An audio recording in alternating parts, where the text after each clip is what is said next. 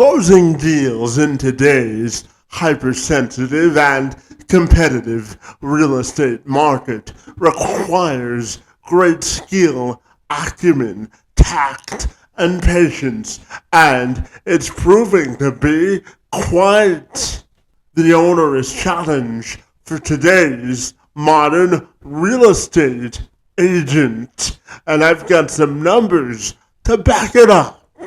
According to my friends over at Yahoo Finance, they report as of early 2025, 70% of registered real estate agents who actively have a license and are registered through the MLS struggled to close deals. Meanwhile, LinkedIn says approximately 87% of real estate agents leave the industry within the first 5 years. With this as a backdrop, the question now remains, how can we spur interest in the profession and productivity to match? One man on a mission to answer that very question is my friend, Jaben Makings. He's a real estate investor and realtor. He currently serves as the president of Onnix Investments, where he focuses on his experience in real estate and negotiation in order to drive growth and deliver value. Macon says that he is a natural relationship builder, and he says that fostering positive and long-standing relationships is the key to seamless collaboration. To meet organizational goals, he works with realtors and agents to move tough deals by bringing in real buyers and insisting on clean execution. And Makins also has some real-world and practical advice on building habits and maximizing the quality of your life outside of work. He joined me this week to talk real estate, life habits, and so much more.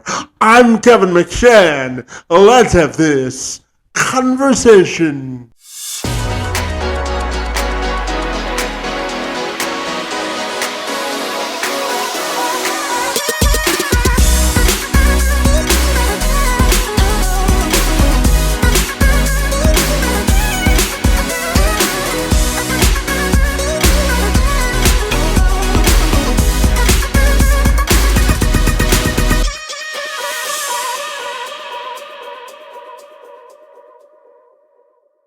David, if you're ready, I'll take a moment to welcome you to the program, and I'm excited to learn about your experience in real estate, business, and everything in between. It's great to see you, and happy Friday to you, my friend. All right, let's get after it. Absolutely. No, David, I know that you are the president of a company called Onnix Investments, where you help real estate agents close deals faster by rethinking how deals are done, buddy. So I'm wondering if we can start our conversation by you telling me what makes you so fabulous and why you love what you do, buddy. Absolutely. So I started Onnix Investments about 2.5 years ago, and we do things a little bit differently than the average investor or the average wholesaler, right? Where most people are chasing sellers, right? They're running advertisements on Google, Instagram, they're sending out direct mailers, they're cold calling sellers. We figured out that the majority of homeowners go to real estate agents when they decide that they want to sell. So we were like, why not go directly to these real estate agents, build relationships with them, and just be a cash offer resource. So that's what we did. We kind of flipped the script a little bit and decided to go directly to real estate agents instead of going directly to the homeowners.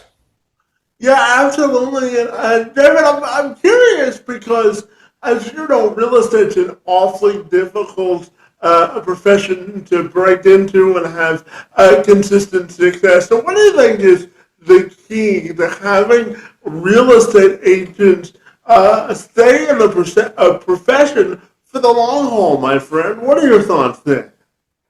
I think the key to success in real estate is consistency. A lot of people will go and sprint for a week or two. And like by sprints, I mean they'll go super hard, make a ton of calls for a week or two, maybe a month, and then they'll slow down and stop. And then they'll start it back up in a few weeks, few months. And that's never going to get you the kind of success that you want. You need to be consistent, show up every single day, and put in the same repetitions every single day. And it's going to be boring, right? I was a real estate agent for a couple of years. So it's the same thing over with that side of the business when you're reaching out to clients. It's the same thing over here with my business, with my sales guys. It's showing up and making the calls, hitting your numbers every single day, regardless of how you feel. You need to be consistency. Consistency is everything, right? I heard a quote when I was first getting into real estate that's kind of always stuck with me. And it is, you have to make peace with the daily repetitious boredom until you can attach it to the outcome of success. And what that means is the stuff that you do every day is fairly boring, right? The calls and the text messages, it's all the same boring stuff over and over again every single day. But you have to make peace with that until you can attach that to success. Yeah, absolutely. And buddy, I'm wondering if you can give me your thoughts on these findings from the National Association of Realtors that reported back in 2024 that existing home sales had reached their lowest level since 1995, but yet more than 73% of realtors still are remaining sort of committed to their businesses and selling real estate, my friend. So when you hear those numbers, what immediate thoughts come to mind, my friend?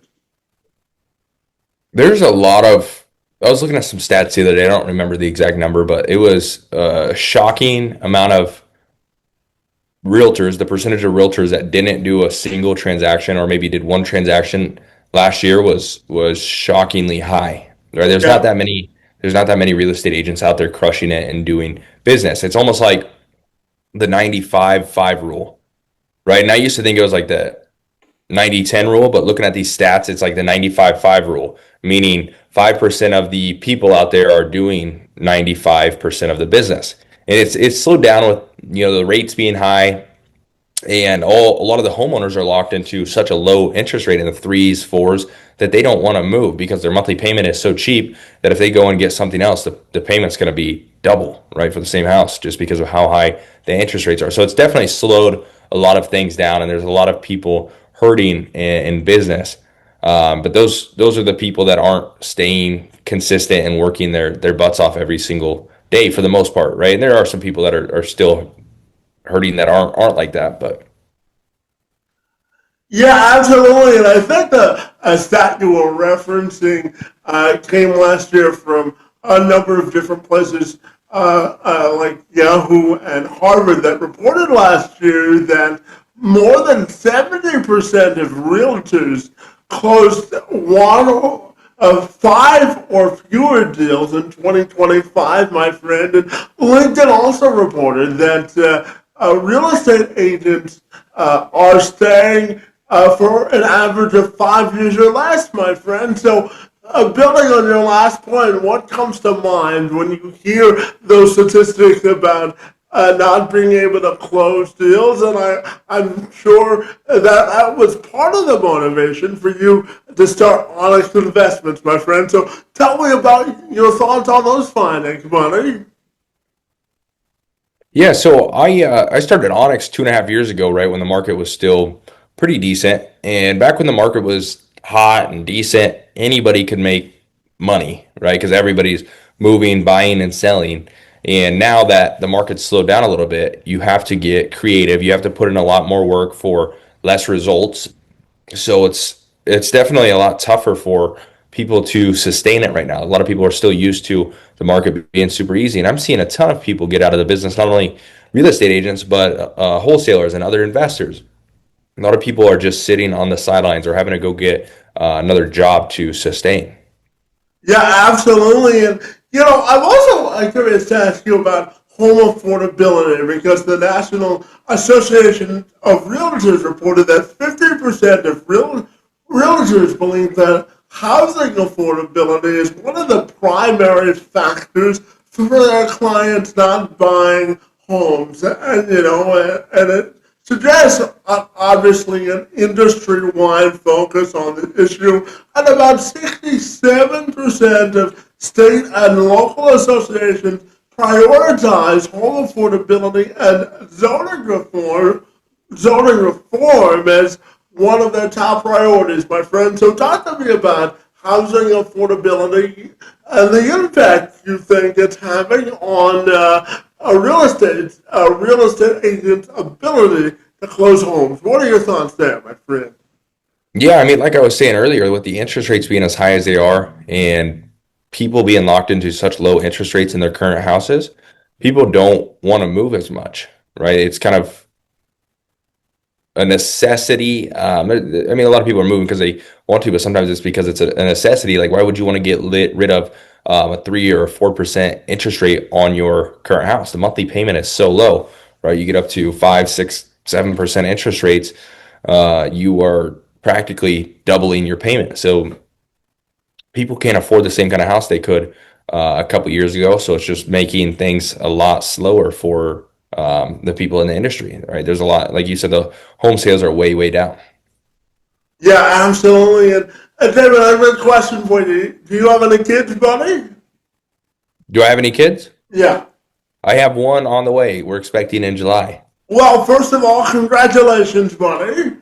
And my next question has to do with, this is a bit off the beaten path because as an expecting parent, this is a timely time to ask you this question. Obviously, social media has been in the news this week because of the court case that was brought against Meta and Mark Zuckerberg about how Instagram and both Facebook are designed allegedly to, influence kids like they never have been before. So, as an expecting parent and a business owner, my friend, I'm curious to ask you about the role social media plays as parents and as business owners, and the need to sort of regulate the time we spend on those platforms. What are your thoughts there, my friend? I mean, I know I'm not going to be giving my kid an iPad or be letting them have social media at a young age. I think it can make you a lot of money, right? So it's good to have it at some point. But with every kid on social media nowadays, I don't think it's good for the brain, the brain essentially, right? You look at they have a bunch of studies out now about what sitting there and scrolling on the reels all day will do to you. And plus, it's like another thing that I constantly talk about is chasing comfort. And when you're sitting there scrolling on social media, right, you're chasing comfort. It's this instant gratification. These reels are super fast paced to keep you engaged. Like it's just very, very good entertainment and it sucks you in, but it's not good for you. But I know when my wife and I have talked about it, we're not going to give the kid an iPad, right, super young. And then we're definitely going to keep them off social media as long as we're able to because it's a lot of bad stuff out there. Yeah, absolutely, my friend. And now I want to talk to you about your upbringing because I know that you grew up in a small town, my friend, and you say you struggled in traditional school and you bounced around when it came to committing to sort of a professional identity early on in your career because you didn't understand how commitment long term was enough to win, my friend. So tell me about your upbringing and how it influenced the business person and the individual you are today, my friend. What do you want people to know? Yeah, I mean, I grew up in a small town in Nebraska, right? I moved out to Arizona at 18. I wanted to start a pool company, right? So I moved out here by myself, worked for a pool company for a few months before realizing that this is not what I want to do long term. So I made this shift into real estate, right? Because I wanted to find a way that I could make a bunch of money really quick. That was my mindset at the time. I'm like, I want to get rich super quick. And so I was like, why not become a real estate agent? And so I became a real estate agent, and that couldn't have been further from the truth, right? It was a lot slower. There wasn't a ton of money at first. It was way more boring than I thought. And one of my issues was that I was constantly bouncing around from idea to idea while I was a real estate agent, right? I had different business ideas every few months. And it made me learn that in order to be successful, you have to endure the pain, and stick to one thing, right? It's not going to be comfortable, because a lot of people now, they chase the comfort, and as soon as things get hard, they jump over to something else because it's going to be easier. But in reality, it is easier in the beginning for the first couple months, but you can never build something great long term, because in order to see results, you have to push through those tough times. Anything you do is going to be tough and difficult. So they jump to something else, and then they do that for a few months before realizing that that's just as hard, right? And they bounce around, and they can never find their stride and groove, right? That's what I battled with for several years. Before starting Onnix, I decided to commit 100% to this, and go all in, and not touch anything else. Just commit 100% to this business. Yeah, and David, tell me, what do you think it means to have business resilience and really have a forward thinking or growth mindset? What are your thoughts there, my friend? But yeah, that's a great question. How to have business resilience. I think it's mental toughness, and just keeping the promises to yourself. So you just show up consistently, daily, right? It doesn't matter how you feel. You need to do what you agree to, right? I keep everything in a calendar, and if stuff is in my calendar, then I'm going to follow through with that, right? And I'm human, so I'm not perfect. I still make mistakes, and sometimes I miss things, but for the most part, I am very disciplined with that. If it's in my calendar, then I'm going to do that thing, and I'm going to follow through. So it's not necessarily doing what you feel like in the moment, because most of the time you're not going to be motivated, right? So in the beginning, you definitely are. You're fired up, you're motivated all the time, but that's only going to take you so far. You have to become disciplined, and train yourself to just do the stuff that you don't want to do. You make a commitment the day before or the week before, and then you just follow through with that regardless of how you're feeling that day. Yeah, absolutely. Now, I know outside of real estate, you have a platform where you also provide advice on how to succeed with life outside of real estate. And for that, for this part of the interview, I want to focus on how you apply lessons that you've learned in real estate to design relationships, buddy, because you and I both believe that relationships are sort of the heartbeat to success in business. So, what are your best lessons that you want to share about the promise of building and designing relationships to scale in order to win in every aspect of your life? What are your thoughts there, my friend? So my thoughts on relationship stuff I've taken from real estate and been able to implement it in my personal life. Yeah, sure. We'll go that way. Yeah. Yeah, okay. I mean, sales is great. I mean, not necessarily just real estate, but like I'm in a sales business. Everything is sales. But learning how to communicate with people has definitely helped my relationships in my personal life, with my wife, with my friends. Understanding how to listen, and hear people, and understand exactly what it is that they want. Because in sales, it's not, a lot of people think sales is all about being a smooth talker and being able to be super persuasive, and that's a piece of it. But sales to me is being a good listener, being able to understand what the client or the prospect wants and needs, and then being able to tailor your sales pitch or strategy to what that person needs, right? So if you can be a good listener and be good at understanding, that's going to help you in your personal life as well.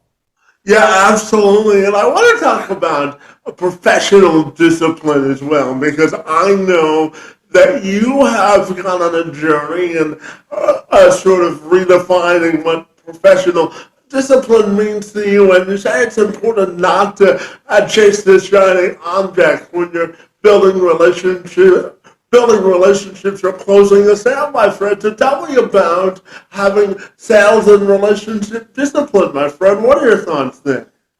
Sales and relationship discipline. What do you mean by that? In terms of building a relationship first before you ask for a sale, my friend. Okay, yeah. I think it's super important. Uh, Everything like right now with AI, it's people are craving personal connection more than ever. A lot of our business was based around text messaging before, right? Where we would text a lot of people because it's a massive, massive volume. We could touch a lot more people. We recently switched it to be a lot more VIP type relationships where we're going deeper with a smaller number of clients. Just because everybody is using AI to text and people just want that personal connection. So that's what's able to separate you from other people. And people want to do business with other people that they like. And it's such a competitive industry in general that if you are not good friends with them, right, they may just go with your competition. Yeah, absolutely. Now, David, I also wanted to talk to you about your perspective on burnout because you say that burnout is usually a structural problem and not a work problem, buddy.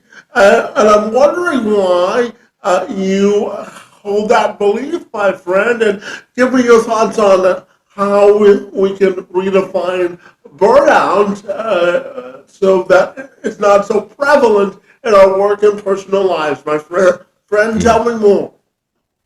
Yeah, I mean, burnout for me, I switched out of it was just myself doing all sales, right? Myself, and then hired a virtual assistant, and then I started hiring for the sales role, and I was still doing some sales, and I was also doing management. And when I made that jump, right, before I was getting really burnt out, and I couldn't figure out why at first. Uh, I wasn't working that much more, like a little bit more, but not nothing crazy. But I realized after a little while that I was constantly at everybody else's beck and call, right? So if anybody had questions, if there were fires, they would come to me immediately, and I would be resolving those things. And when I was in the sales role, my day was very structured, where I would do calls at a certain time, I would do follow up, I would do text messages at a certain time, run numbers on properties at a certain time. Everything was very, very structured. So when I made that switch to more management style, I was not very structured. I was just responding and responsive to other people all day long, which really, really burnt me out. So I had to go back to 60 to 90-minute time blocks in my calendar to really regain some of that control and eliminate a lot of that burnout. And another thing I'll add with burnout too is looking at your goals and having a clear vision. So those two things really tie together. Yeah, absolutely. And David, you also say it's important not to use your comfort as a silent killer of performance, my friend. And I'll use myself as an example. So, David, at 9 years old, I was told by a doctor that I would never walk throughout the duration of my life because I was born with cerebral palsy, and because of the severity of it, I will never walk without assistance, so I'm confined to a wheelchair or a walker every time I leave the house. And I'm always interested to ask business people like yourself your perspective on excuses, because it's my view that excuses are sort of artificial deterrents to progress, my friend. So tell me why you believe that staying in our comfort zone is a silent killer for performance. What are your thoughts there, my friend? Yeah, people constantly chase comfort, right? It's crazy to me. People will stay up, and I guess it's not that crazy to me because it's easier and it feels really good in the moment. But people will chase this comfort, like they'll stay up late watching Netflix instead of going to bed early. They'll sleep in and skip the gym instead of waking up early and going and hitting the gym and feeling good. They'll go eat McDonald's instead of taking the time to cook something clean that may not taste as good in the moment. But all these things, they feel really good in the moment, but long term, they have negative consequences. So people constantly chasing this instant gratification and feeling good in the moment is going to hurt you long term.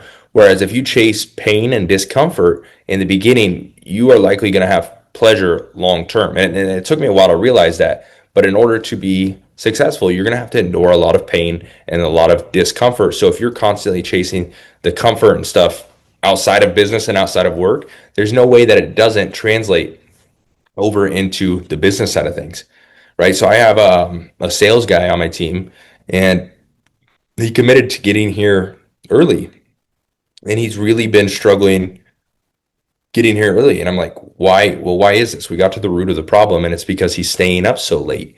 And I'm like, well, why are you staying up so late? Like, I don't know if it's because he's watching Netflix or playing video games or whatever, but he's chasing that comfort because it feels good to be able to just stay up late and hang out and scroll or play video games, whatever it may be. And then it's affecting him the next day because he's super tired getting here to work, and then it affects his performance and affects the way he's making those calls. So that one thing that he's doing by staying up late, it feels really good in the moment, but it's having extremely negative consequences the next day, if not the next week, just by that one little action. And there's a million different things like that people constantly chase that are comfortable that have just as bad negative consequences. Yeah, absolutely. And but I want to talk to you about the whole idea of a growth mindset in terms of a value proposition statement, because I know it's important for you to drive growth and value. And myself as a professional speaker, I know the importance of having a value proposition statement. So I'm curious to ask this question this way. When you look at whether it be business or in life, what's your philosophy on having sort of a value proposition statement? And how is it connected to your growth goals? What are your thoughts there, my friend?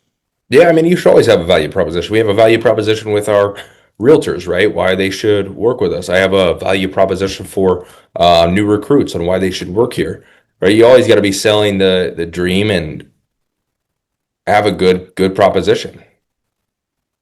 Yeah, absolutely. So let's talk about the realtors that you work with and the common sort of questions that realtors should ask themselves if they really want to get into this profession. What are your thoughts there, my friend?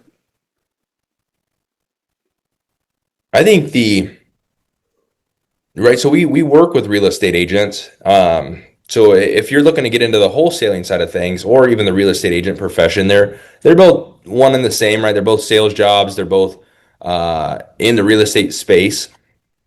They're just a little bit different. But if you are getting in it thinking that it's going to be quick and easy money, you're badly mistaken. It's probably going to be one of the hardest things that you've ever done. And I see it's funny. I see a lot of people get their real estate license to try and make some extra money on the side, and they think they can just go sell a couple of houses, but it never ends up working out like that. Like very rarely does it end up working out like that. Yeah, absolutely. And David, you also believe that most founders choose income over leverage, my friend. And I'm wondering if we can build off your last answer by telling me what's the difference between, chasing income rather than leverage, my friend. What are your thoughts there? Yeah, I mean, income is just going to be working in the business constantly where you don't have any employees doing the actual work for you. And you're going to hit a ceiling very quick if it's just you and the business. And that's okay. Some people are comfortable with that, making a couple 100,000 a year just by themselves and not having overhead, not having the stress of managing employees, but it's just a glorified job. Right. Whereas a business, you are creating leverage and getting work done through other people so you can multiply your output. Right. So if it's just you doing sales, well, if you go get 5 salespeople, there's, 5x the output. So you can multiply yourself and make a lot more money. But on the flip side, people are the number one way to make money, right? It's the best way to make money, but it's also the hardest thing. Dealing and managing with people, in my opinion, is one of the hardest things that you have to do. Yeah, absolutely. And to that point, you also believe that diligent communication is the key to unwavering success and progress, my friend. Whether you're talking about stakeholders or dealing with stakeholders or building or maintaining relationships, my friend. So tell me about the importance of communication in your view, my friend. What are your thoughts there? Communication's everything. Think about a time where you're going to purchase something and the communication sucks, or you're sitting around waiting for that salesperson to get back to you about something. Like you none of us want that. We want them to be on top of it. We want them to text us and or call us and let us know what to expect next. So we have that implemented at this company, that communication is our number one priority, along with speed to communication. So if we get a new property sent to us, we want to respond to that within 5 minutes at the latest. And even if we can't get to the property right away and we can't run numbers on it and make an offer right away, we still need to text that person back and let them know that we got the message. Thank you for sending this. We'll get back to you at X time, right? If that's tonight or tomorrow, we just need to be communicative and let them know up front, so that way they're not sitting there in the dark and moving on to someone else. Yeah, absolutely. And you say, David, that the best habit that we can create in 2026 as we look to start the year off on the right track, my friend, is waking up early. And I'm wondering why you believe that, my friend.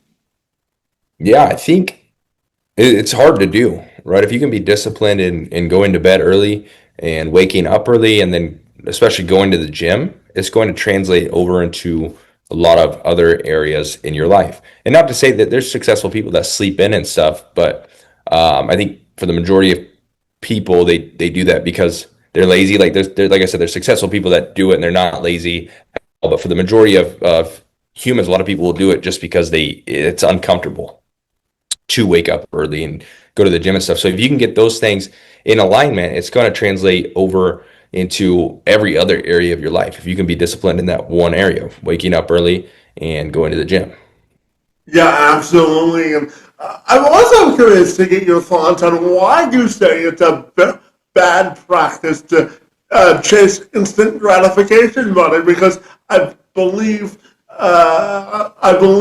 and concur with that money. But why do you believe it's a bad practice to chase instant gratification? Yeah, I mean it's the same thing we talked about earlier, where you feel good in the moment, and then it's gonna cause pain long term.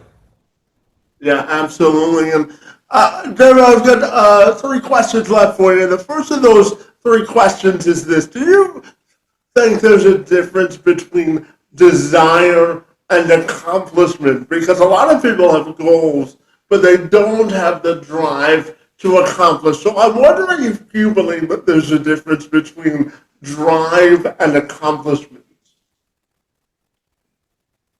Yeah, there definitely is. I mean, there's a ton of people with massive goals, but they don't have the work ethic. I think work ethic would be another good word for that, where they have these massive aspirations, but they're not willing to do what it takes, and that's going to cause a lot of sadness, I guess, if you have these massive goals and then you are not living up to it and you can't reach those, right? Because it's that spread in between what you want and then what you actually go out and achieve. Like you have to do you have a couple different options, right? Number one is you decide to buckle in and deal with the discomfort and the pain to reach those goals. Number two, you kind of sit where you're at and keep being pissed at yourself and pissed at everybody else that you're not achieving your goals. When in reality, it's just because you're not putting in the work. Or number three, you lower your goals and lower your standards. And I see the majority of people will do number two and number three there, and very few are willing to do number one, which is to go to work and make it happen. Yeah, and as you continue to invest in these properties or work with these real estate agents and take on a more mentorship approach to your job when you work with new people, I'm wondering, as you look at both market conditions and the way real estate agents are executing deals, my friend, I'm curious if you had three top things that you would tell people that you work with, or aspiring real estate agents to reach a new income bracket, what would you say in terms of recipe for success? What are your thoughts there, my friend? In order to achieve new success, you're going to have to do stuff that you aren't currently doing, right? You're going to have to get outside of your comfort zone. It's not going to feel good. You're going to have to do things a little bit differently.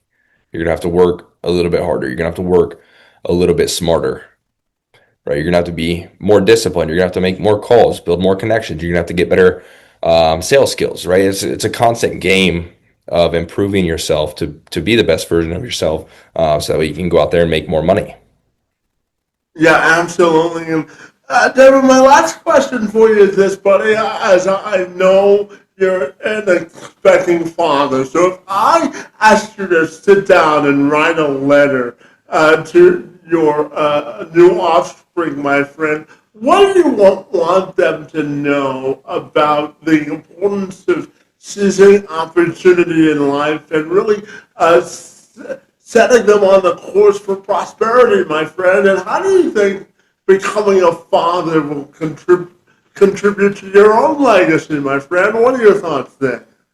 Yeah, I think number one, I would tell them that they can achieve anything that they put their mind to.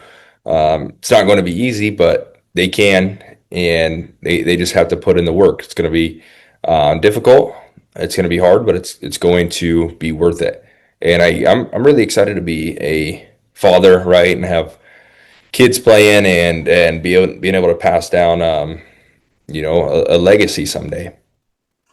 Yeah, absolutely. And what part of your life, uh, like, how would you want your legacy to be defined, buddy? I want to be known as a bit or a family man, and then a very very successful businessman. Because yeah, they can be interchangeable for sure, buddy. Well, my final question for you, buddy, is if people want to get connected with Onnix Investments or yourself personally, what's the best way they can do that? Yeah, send me a DM at Jaben.Makings and message me the word conversation, right? This is part of this podcast. Message me the word conversation at Jaben.Makings, and I'd be happy to send you over the script that we use for when we talk to these real estate agents.